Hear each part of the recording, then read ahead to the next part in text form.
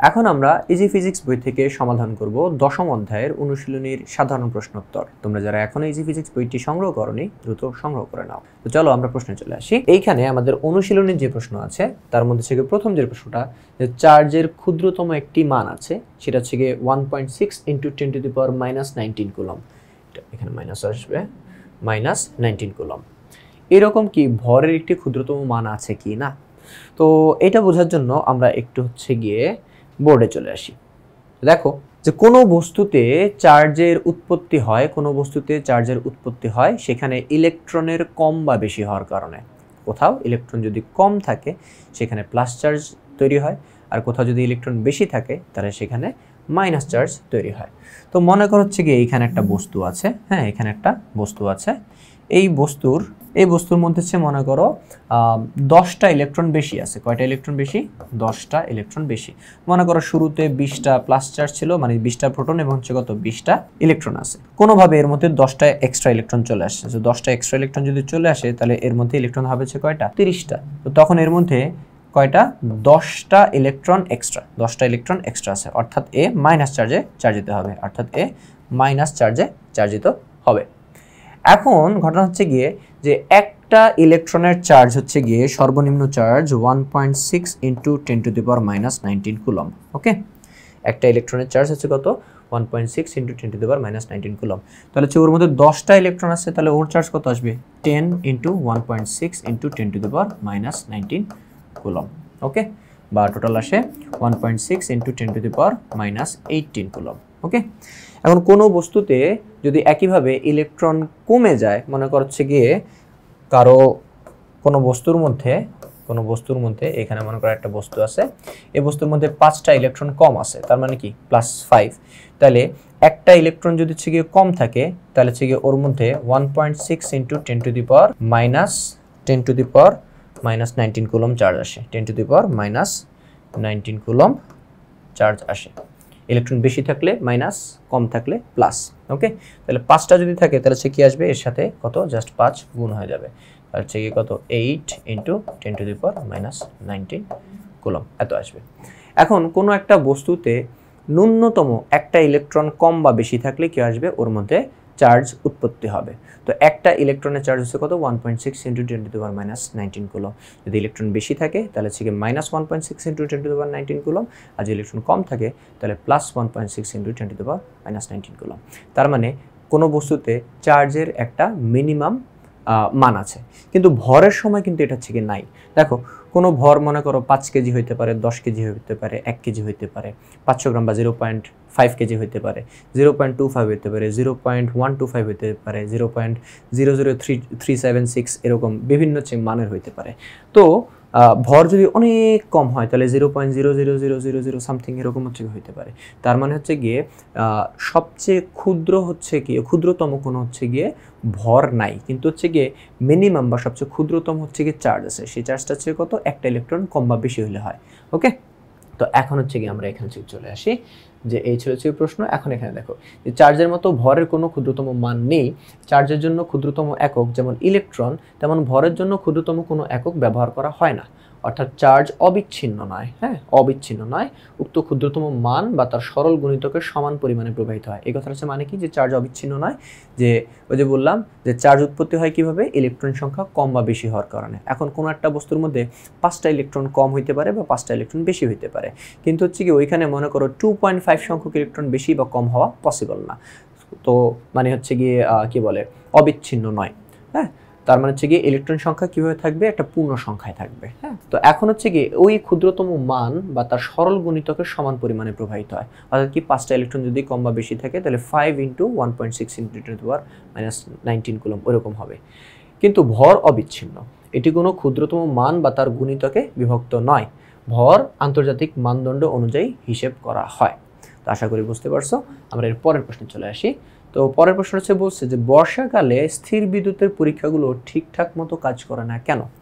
হ্যাঁ, আমরা যখন স্থির বিদ্যুতের কোনো এক্সপেরিমেন্ট করব তখন হচ্ছে কি বর্ষাকালে এটা হচ্ছে কি অ্যাভয়েড করব। কেন অ্যাভয়েড করব? কারণ বর্ষাকালে এক্সপেরিমেন্টগুলো ঠিকঠাক মতো হয় না।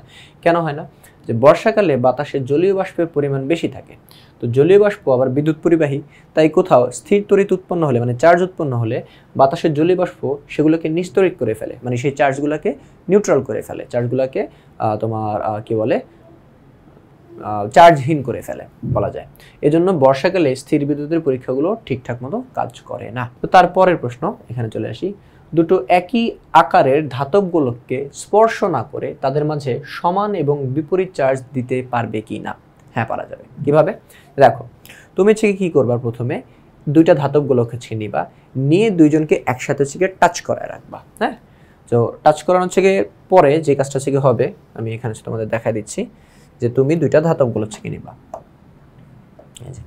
এই একটা হচ্ছে গোলক নিছো, ওকে, এবং আরেকটা হচ্ছে গোলক নিছো। দুইটা গোলককে কি করবে, এরকম টাচ করাচ্ছে রাখবা। এখন প্রথম গোলকের মধ্যে সমান সংখ্যক প্লাস চার্জ এবং সমান সংখ্যক মাইনাস চার্জ থাকবে, যে কটা প্লাস ওই কটা মাইনাস থাকবে, এবং দ্বিতীয় গোলকের মধ্যে যে কটা প্লাস ওই কটা মাইনাস চার্জ থাকবে। ওকে, এখন যেহেতু এটা ধাতব গোলক এবং এদের দুজনকে টাচ করে রাখছি, তাহলে দুইটাকেই আমি কি একটা বস্তু হিসেবে কল্পনা করতে পারি। এখন আমরা যদি এইখানে একটা পজিটিভ চার্জের বস্তু নিয়ে আসি, ওকে, একটা পজিটিভ বা নেগেটিভ আনলেও পারো, যে কোনো অসুবিধা নেই। তো আমরা পজিটিভটা দিয়ে দেখি। তো পজিটিভ চার্জ এটা কি করব, খুব কাছে নিয়ে আসবো, প্রথম গোলকের খুব কাছে নিয়ে আসবো, কিন্তু খুবই কাছে নিয়ে আসবো, কিন্তু হচ্ছে গিয়ে এটা লক্ষ্য রাখতে হবে যেন টাচ না করায় ফেলি। হ্যাঁ, স্পর্শ করা যাবে না, এইটা আর গোলকটা স্পর্শ করানো যাবে না। তো যখন হচ্ছে গিয়ে আমি এখানে নিয়ে আসবো, তখন যে কাজটা হচ্ছে হবে যে এই গোলকের ভিতরে এটা তো পুরোটা এখন একটা বস্তু হিসেবে কল্পনা করব, দুইটা হচ্ছে গোলককে এখন একসাথে। তাহলে কি করবে, ওর প্লাস চার্জগুলা এই বস্তুর, এই যে এই বস্তুর মাইনাস চার্জগুলোকে নিজেদের দিকে আকর্ষণ করবে। তো মাইনাস চার্জগুলো যদি সে নিজেদের দিকে আকর্ষণ করে, তাহলে কি হবে, যে মাইনাস চার্জগুলো চেষ্টা করবে এই প্লাস চার্জের সবচেয়ে কাছাকাছি অবস্থানে থাকতে। তাহলে এই গোলকের চার্জগুলা, মাইনাস চার্জগুলা এই পাশে তো হচ্ছে চলে আসবে, তাই না, এই পাশে চলে আসবে। ওকে, আর এই গোলকের যে মাইনাস চার্জগুলো ছিল ওগুলো ওর মধ্যে দিয়ে ভেদ করে কি করবে, এই পাশে এখানে চলে আসবে। ওকে, আর প্লাস চার্জ ওর প্লাস চার্জকেও বিকর্ষণ করবে এবং এই গোলকের প্লাস চার্জকেও বিকর্ষণ করবে। বিকর্ষণ করে কি করবে, সর্বোচ্চ দূরে ঠেলে দেওয়ার চেষ্টা করবে। ওকে, তো এই দ্বিতীয় গোলকের প্লাস চার্জ সরে যাবে আর এই গোলকেরও প্লাস চার্জগুলো সরে এইভাবে সবচেয়ে লাস্টে চলে আসবে। ওকে, এরপরে আমরা এই চার্জিত বস্তুটাকে এটাকেও সরায় ফেলবো আর গোলক দুইটাকেও আলাদা করে দেবো।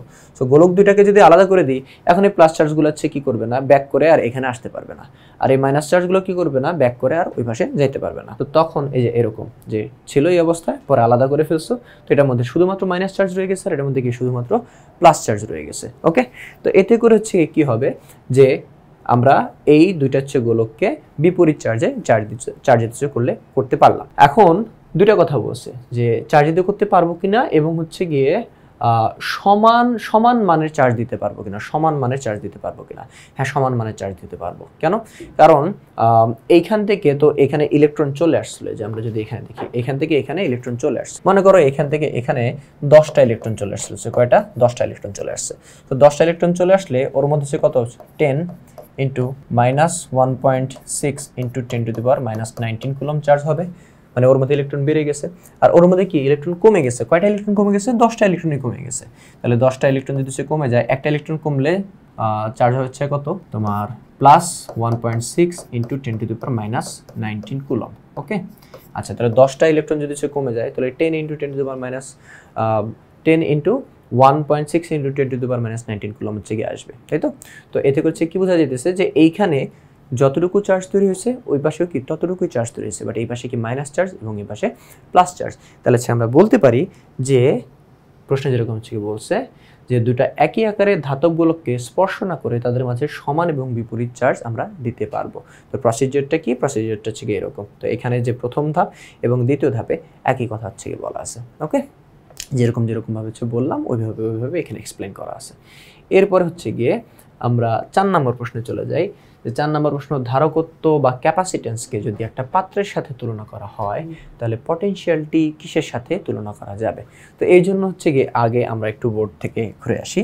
তো দেখো, মনে করছে তোমার কাছে দুইটা পাত্র আছে, হ্যাঁ, এই একটা পাত্র এবং এই একটা পাত্র। ওকে, আচ্ছা, এখন হচ্ছে গিয়ে দেখো যে কোন পাত্রের মধ্যে, মনে করছে আমরা দুইটা পাত্রের মধ্যে পানি দিব, কোন পাত্রের মধ্যে পানি বেশি ধরবে? কোন পাত্রের মধ্যে পানি বেশি ধরবে?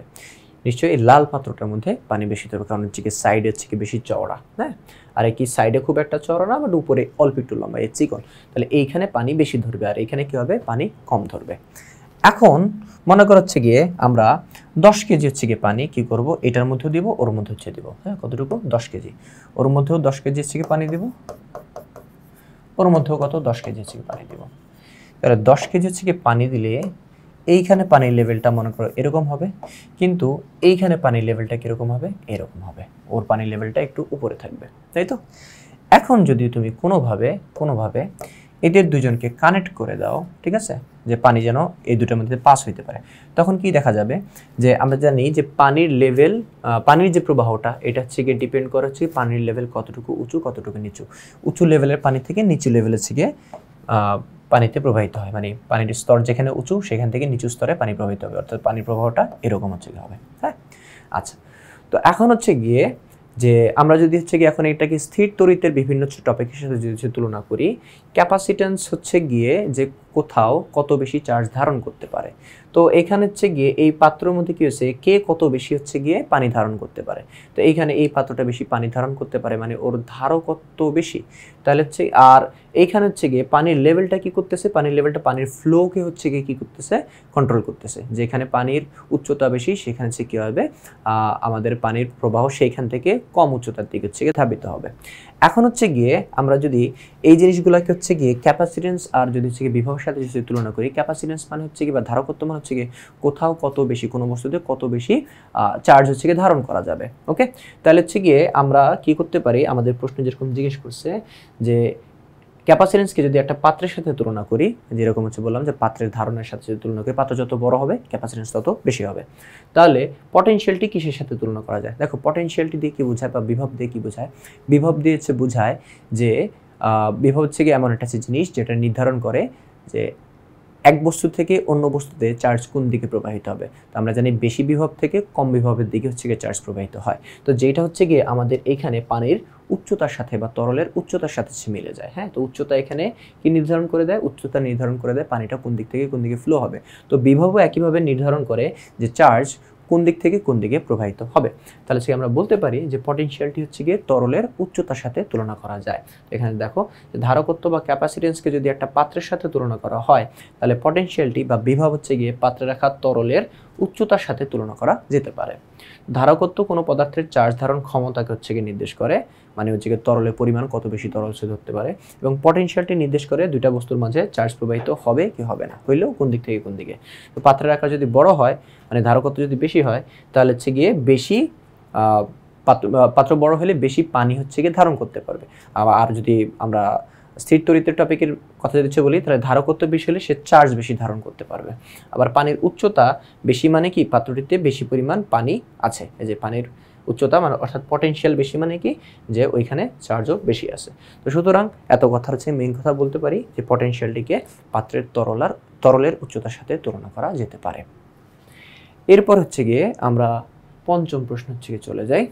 এখানে দেখো, কোনো বিন্দুতে পটেনশিয়াল শূন্য কিন্তু ইলেকট্রিক ফিল্ড শূন্য নয়, এটা হওয়া সম্ভব কিনা? যে না, হওয়া সম্ভব না। কেন সম্ভব না? দেখো, ইলেকট্রিক ফিল্ড বা প্রাবল্য বলতে বোঝায় যে এক কুলম, কোনো বিন্দুতে 1 কুলম চার্জ যেই পরিমাণ বল অনুভব করে। ওকে, ইলেকট্রিক ফিল্ড বা তড়িৎ প্রাবল্য জিনিসটা কি, যে 1 কুলম চার্জের উপরে যতটুকু বল অ্যাপ্লাই হয় বা ওই 1 কুলম চার্জটা যতটুকু বল অনুভব করে।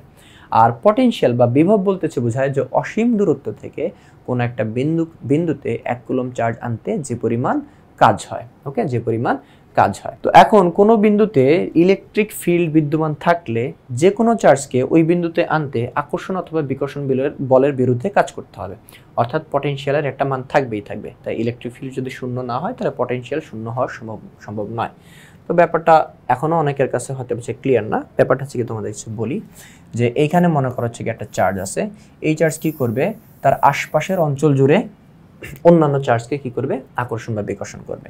তো এইখানে মনে করো এই যে এই বিন্দুতে, হ্যাঁ, তো এই বিন্দুতে আমাদের কি বলে তড়িৎ ফিল্ড বা ইলেকট্রিক ফিল্ড, তড়িৎ বিভব মানে হচ্ছে গিয়ে এইখানে যে আমি যদি 1 কুলম চার্জ রাখি, তাহলে এই 1 কুলম চার্জকে এই চার্জটা কতটুকু বলে বিকর্ষণ করতেছে, কতটুকু বলে বিকর্ষণ করতেছে। ওকে, আর আমাদের বিভব বা পটেনশিয়ালিটি মানে কি? পটেনশিয়ালিটি মানে হচ্ছে গিয়ে যে 1 কুলম্ব চার্জকে কি করব, 1 কুলম্ব চার্জকে এই যে প্লাস 1 কুলম্ব চার্জকে অসীম থেকে মানে এই ক্ষেত্রের বাইরে থেকে এই বিন্দুতে আনতে কৃত কাজ কত বা কতটুকু কাজ হয়। তো দেখো,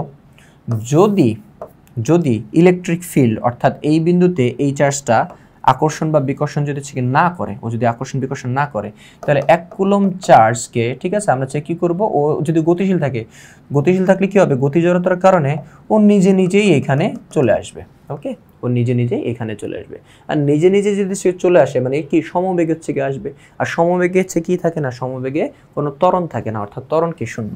তো ত্বরণ যদি শূন্য হয়ে থাকে তাহলে F = ma, F ও কত শূন্য, আর F যদি শূন্য হয় তাহলে কাজ F × S, এটা হচ্ছে কত 0 × S, কাজও কি শূন্য। ঠিক আছে, আর 1 কুলম্ব চার্জকে কোনো বিন্দুতে আনতে যে কাজ হয় সেই কাজটাকে কি বলে, বিভব বলে। অর্থাৎ এইখানে এর ভিতরে যদি কোনো আকর্ষণ বিকর্ষণ না থাকে, অর্থাৎ ইলেকট্রিক ফিল্ড যদি শূন্য হয়, ইলেকট্রিক ফিল্ডে কি, ওই যে এই বিন্দুতে 1 কুলম্ব চার্জ আনলে, 1 কুলম্ব চার্জ রাখলে তার উপর কি পরিমাণ আকর্ষণ বা বিকর্ষণ হইতেছে। তো এইখানে যদি ইলেকট্রিক ফিল্ড শূন্য হয়, অর্থাৎ এখানে যদি কোনো বল না থাকে, ওর উপর যদি কোনো বল প্রয়োগ না হয়, তাহলে কি আসবে, কাজ শূন্য হবে।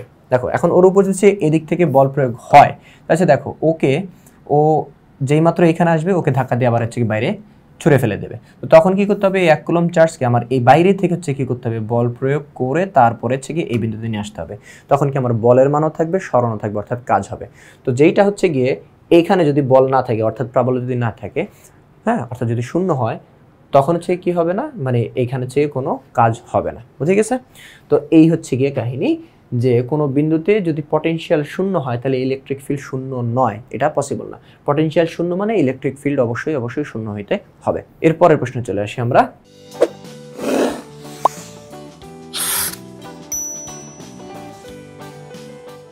যে পরমাণুর গঠনের ভিত্তিতে কোনো বস্তুর আহিত হওয়ার ঘটনা ব্যাখ্যা করো।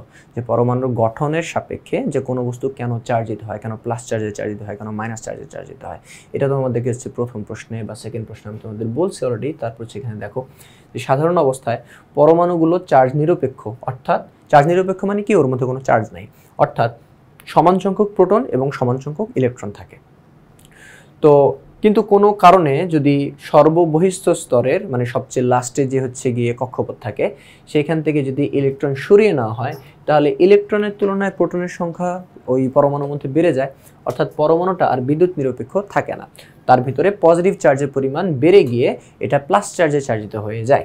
ওকে, আচ্ছা, আবার যদি দুইটা সরিয়ে নিই তখন কি হয়ে যাবে, দুইটা প্রোটন বা দুইটা পজিটিভ চার্জ ওর মধ্যে বেশি হয়ে যায়। আমরা তখন বলি যে পরমাণুটি আয়নিত বা আহিত হয়েছে, ধনাত্মকভাবে কি বলে আয়নিত বা আহিত হয়েছে, তখন সেটা হচ্ছে কি হয়েছে, প্লাস আয়ন বা ক্যাটায়ন হয়ে যায়। ওকে, আবার একটা পরমাণু যেরকম পজিটিভভাবে আয়নিত হতে পারে, ঠিক একই রকমভাবে নেগেটিভভাবেও আয়নিত হতে পারে। কিভাবে, যখন বিচ্ছিন্ন একটা বা দুইটা ইলেকট্রন পরমাণুর সাথে যুক্ত হয়ে যায়, তখন পরমাণুর মোট চার্জ হয় নেগেটিভ। এর মানে কি, যে পরমাণুর সর্বশেষ শক্তি স্তরে যদি ইলেকট্রন গ্রহণ করে, তখন কি হবে, শুরুতে তো ইলেকট্রন আর প্রোটন সেম ছিল, সো ইলেকট্রন যদি সে গ্রহণ করে তখন কি হবে, ইলেকট্রনের সংখ্যা বেড়ে যাবে। ইলেকট্রনের সংখ্যা বেড়ে যাওয়া মানে কি, নেগেটিভ চার্জ বেড়ে যাওয়া। তো একটা নিলে হচ্ছে কত, একটা ইলেকট্রন বেড়ে যাওয়া, দুইটা নিলে কি, দুইটা ইলেকট্রন বেড়ে যাওয়া, তখন কি হবে, এদের মধ্যে নেগেটিভ চার্জগুলো আস্তে আস্তে বেশি হতে থাকবে। তো এইভাবে হচ্ছে গিয়ে তোমাদের পরমাণুর গঠনের ভিত্তিতে কোনো বস্তুর আহিত হওয়ার ঘটনাকে তোমরা হচ্ছে ব্যাখ্যা করতে পারো। এরপর হচ্ছে গিয়ে আমরা 7 নম্বর প্রশ্নে চলে যাই। এখানে কি বলছে, যে কোনো বস্তুকে ঘর্ষণ পদ্ধতিতে কিভাবে আহিত করা যায়, ঘর্ষণের মাধ্যমে কিভাবে আহিত বা চার্জিত করা যায়, মানে চার্জ উৎপন্ন করা যায়। তো দেখো, স্বাভাবিক অবস্থায় পদার্থের পরমাণুতে ইলেকট্রন এবং প্রোটন সমপরিমাণে থাকে, অর্থাৎ তখন তার মধ্যে কোনো চার্জ থাকে না। হ্যাঁ, তবে প্রত্যেক পরমাণুরই প্রয়োজনের অতিরিক্ত ইলেকট্রনের প্রতি আসক্তি থাকে বা একটা অ্যাট্রাকশন থাকে, হ্যাঁ, টান থাকে।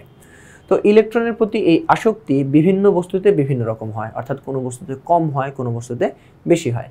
তাই দুইটা বস্তুকে যখন পরস্পরের সংস্পর্শে আনা হয় বা ঘষা হয়, তখন যে বস্তুর ইলেকট্রন আসক্তি বেশি সে বস্তু অপর বস্তু থেকে ইলেকট্রন সংগ্রহ করে ঋণাত্মক আধানে আহিত হয়।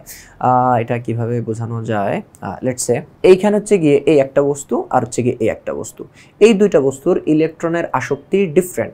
মনে করো ওর ইলেকট্রন আসক্তি বেশি আর এই মার্কার বা পেনটা হচ্ছে ইলেকট্রন আসক্তি কম। এখন আমরা যদি এখানে হচ্ছে ঘষতে থাকি, হচ্ছে ঘষলে কি হবে, এদিকে যেখানে যেই তলটাতে ঘষতেছি ওইখানে হচ্ছে গিয়ে যে ইলেকট্রনগুলা তাপের কারণে মনে করছে একটু লুজ হয়ে গেছে, তো তখন ওর যেহেতু ইলেকট্রনের প্রতি আকর্ষণ বেশি সে এই ইলেকট্রনগুলোকে টান দিয়ে ওর মধ্যবর্তী ইলেকট্রনগুলোকে টান দিয়ে ওর মধ্যে নিয়ে আসবে। তখন কি হয়ে যাবে যে ও নেগেটিভ চার্জে চার্জিত হয়ে যাবে আর ওর মধ্যে ইলেকট্রন যেহেতু ঘাটতি আছে ও পজিটিভ চার্জে চার্জিত হয়ে যাবে। ওকে, আচ্ছা, তো এইভাবে হচ্ছে কি হয় যে ঘর্ষণের মাধ্যমে দুইটা বস্তু আহিত হওয়া সম্ভব। তো এইখানে হচ্ছে একটা ছবি দেওয়া আছে, এখানে কি বলছে যে একটা কাপড় দিয়ে আমরা যদি হচ্ছে গিয়ে একটা কাচের দণ্ডকে হচ্ছে ঘষি বা কোনো একটা দণ্ডকে ঘষি, তো হচ্ছে গিয়ে কী আসবে যে একটা প্লাস একটা মাইনাস হয়ে যাবে। কেন? কারণ হচ্ছে গিয়ে এইখানে এই কাগজ বা কাপড়টা হচ্ছে ইলেকট্রন আসক্তি বেশি আর হচ্ছে গিয়ে এই দণ্ডটা হচ্ছে গিয়ে কম, তাই হচ্ছে কী করছে এইখান থেকে এইখানে এখান থেকে এখানে ইলেকট্রন ও নিজের মধ্যে নিয়ে নিছে, ও থেকে ও ইলেকট্রন নিজের মধ্যে নিয়ে নিছে, আর ওর যেহেতু ইলেকট্রন কমে গেছে তাই ও প্লাস চার্জে চার্জিত হয়ে গেছে। তারপরের প্রশ্ন যে তড়িৎ আবেশ কি বা তড়িৎ আবেশ কাকে বলে? তো কোনো চার্জিত বস্তুকে যদি চার্জহীন কোনো কিছুর কাছে আনা হয় তাহলে সেই চার্জহীন বস্তুটার মাঝে এক ধরনের চার্জ জন্ম নেয়। এই পদ্ধতিকে তড়িৎ বা বিদ্যুৎ আবেশ বলে। এইখানে হচ্ছে গিয়ে যে আমরা শুরুতে একটা জিনিস দেখছিলাম, আচ্ছা শুরুটা হচ্ছে বাদ দাও, আমরা নতুনভাবে হচ্ছে গিয়ে দেখি। তো এইখানে মনে করো একটা চার্জিত বস্তু আছে, এখানে মনে করো একটা চার্জিত বস্তু আছে। তো এই চার্জিত বস্তুকে আমরা হচ্ছে কি করব, একটা নিরপেক্ষ বস্তুর কাছে নিয়ে আসবো। নিরপেক্ষ বস্তু মানে কি? নিরপেক্ষ বস্তু মানে এর মধ্যে কোনো চার্জ নাই, অর্থাৎ এর মধ্যে মোট চার্জ শূন্য, মানে টোটাল যে কটা প্রোটন আছে ওই কটা ইলেকট্রন আছে, মানে সমান সংখ্যক প্লাস এবং মাইনাস চার্জ আছে। তো যখন এটাকে ওর খুব কাছে নিয়ে আসবো তখন কি আসবে, ওর প্লাস চার্জকে বিকর্ষণ করে সবচাইতে দূরে সরায় দিবে। তো সবচেয়ে দূরে সরায় দিলে হচ্ছে কি ওরা একবারে এই পাশে চলে আসবে, আর এই চার্জগুলা এর নেগেটিভ চার্জকে আকর্ষণ করে সবচেয়ে কাছে নিয়ে আসার চেষ্টা করবে, অর্থাৎ এই পাশে চলে আসবে। তো তখন দেখো যে একটা চার্জিত বস্তুকে নিরপেক্ষ বস্তুর কাছে নিয়ে আসবো, কাছে নিয়ে আসার হচ্ছে ফলে এখানে কি হয়েছে দেখো যে এই নিরপেক্ষ বস্তুটার একটা পাশ পুরোটা কি হয়ে গেছে, নেগেটিভ হয়ে গেছে, আর একটা পাশ কি হয়ে গেছে, পুরোটা পজিটিভ হয়ে গেছে। তাহলে এই চার্জিত বস্তু দ্বারা একটা নিরপেক্ষ বস্তুকে এই আংশিকভাবে যে এই চার্জিত করলাম, এই যে প্রক্রিয়াটা, এটি হচ্ছে গিয়ে তড়িৎ আবেশ। আচ্ছা, তো এরপর হচ্ছে গিয়ে পরের প্রশ্ন 9 নাম্বারটা, যে আবেশী আধান ও আবিষ্ট আধান বলতে কি বুঝো? এটা এখান থেকে বোঝা যাবে। তো দেখো এই যে এই বস্তুটা ছিল, যে চার্জিত বস্তুটা, মেইনলি যে চার্জিত বস্তুটা, এই বস্তুর যে চার্জগুলা এইগুলো হবে হচ্ছে গিয়ে আবেশী আধান। আবেশী মানে যারা হচ্ছে গিয়ে আবেশ করে। আর এইখানে যে চার্জগুলো হচ্ছে গিয়ে তৈরি হয়েছে, ঠিক আছে, এগুলো হবে হচ্ছে গিয়ে আবিষ্ট আধান, মানে এরা আবেশিত হয়ে গেছে। এগুলো হচ্ছে কি আসবে, এগুলো হচ্ছে কি আবিষ্ট আধান। ওকে, এরা আবেশী আধান, এগুলো কি আবিষ্ট আধান।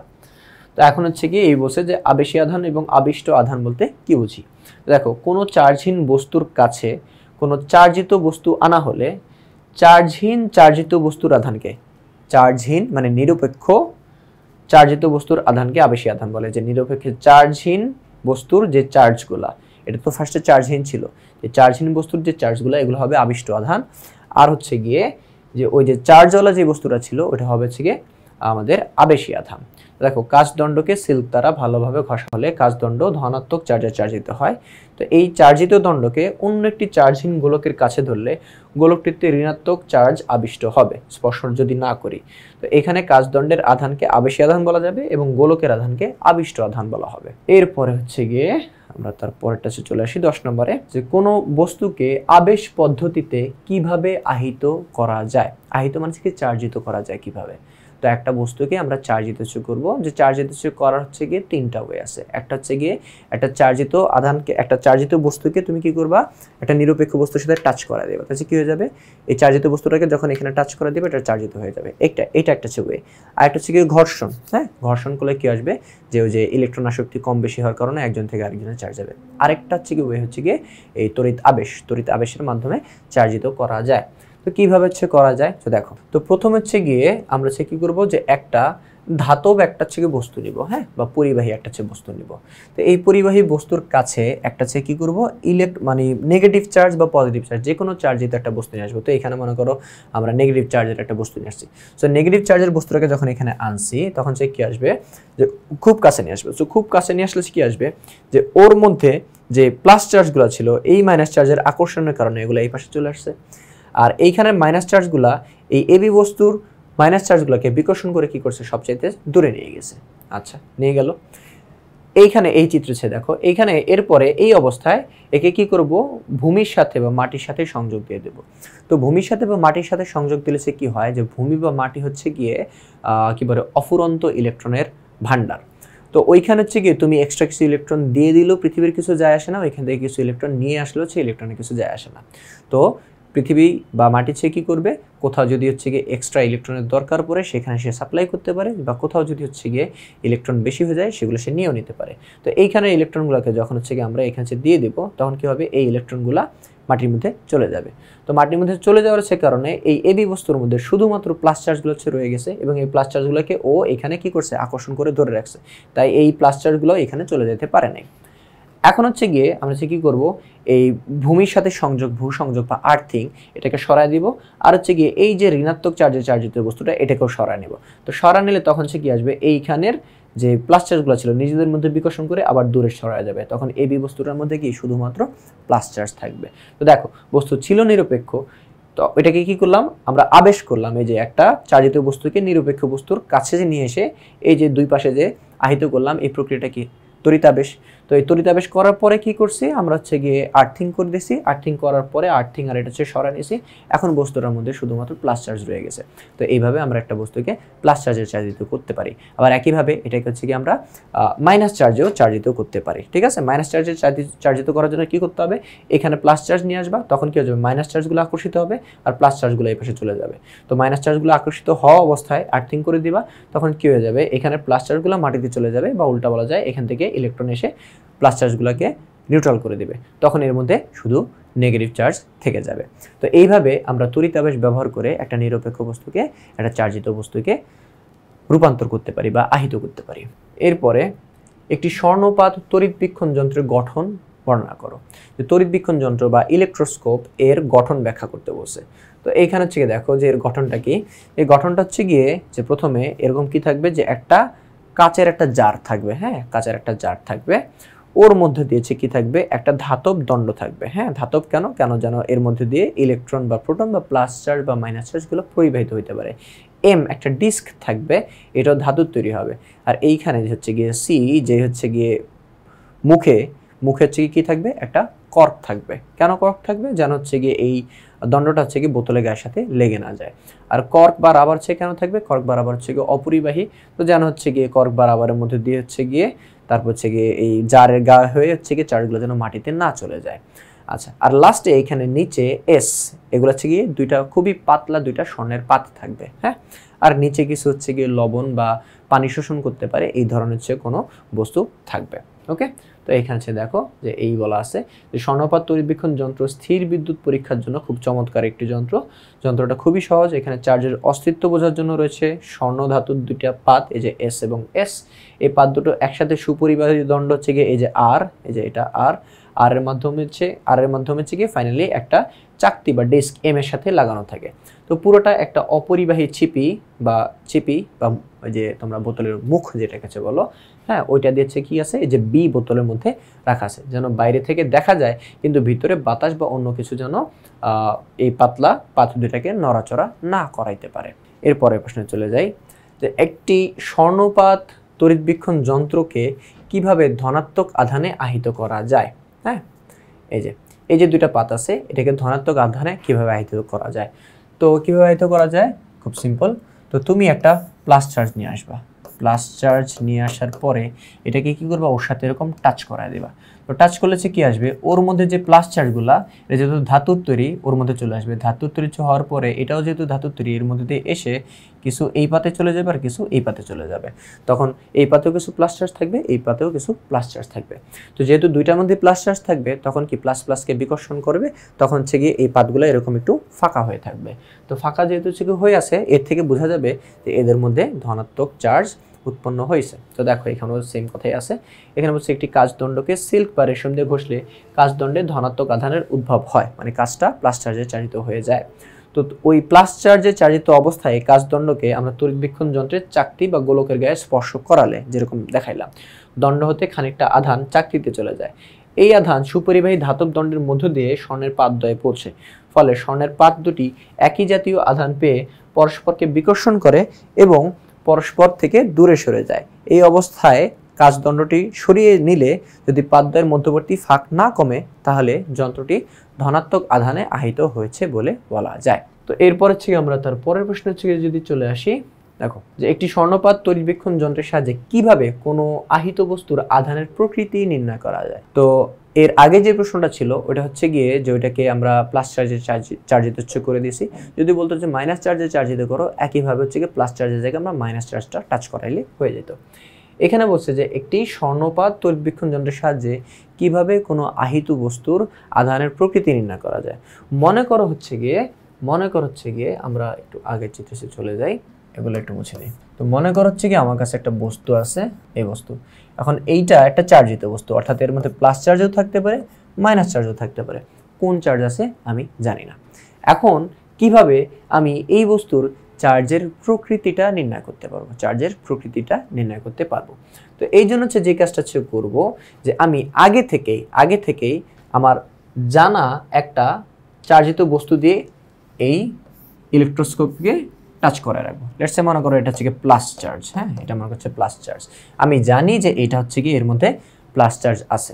এখন আমি যদি এইটাকে এখানে টাচ করাই তাহলে চার্জগুলো ফার্স্টে এখানে আসবে, ডিস্কে আসবে, ডিস্ক থেকে গিয়ে ধাতব দণ্ডের মধ্যে দিয়ে এই যে এখানে গিয়ে এই এসে এবং এই এসে এখানে চলে আসবে। তো তখন কি আসবে যে এই দুইটার মধ্যে প্লাস চার্জ থাকার কারণে গিয়ে দুইটা এরকম ফাঁকা হয়ে থাকবে। এখন আমি কি করব যে এই যে আরেকটা যে চার্জিত বস্তু, তখন যে এটাকে চার্জিত করানোর পর এটাকে সরাই ফেললাম, হ্যাঁ আচ্ছা, এর মধ্যে কিন্তু স্টিল চার্জ আছে।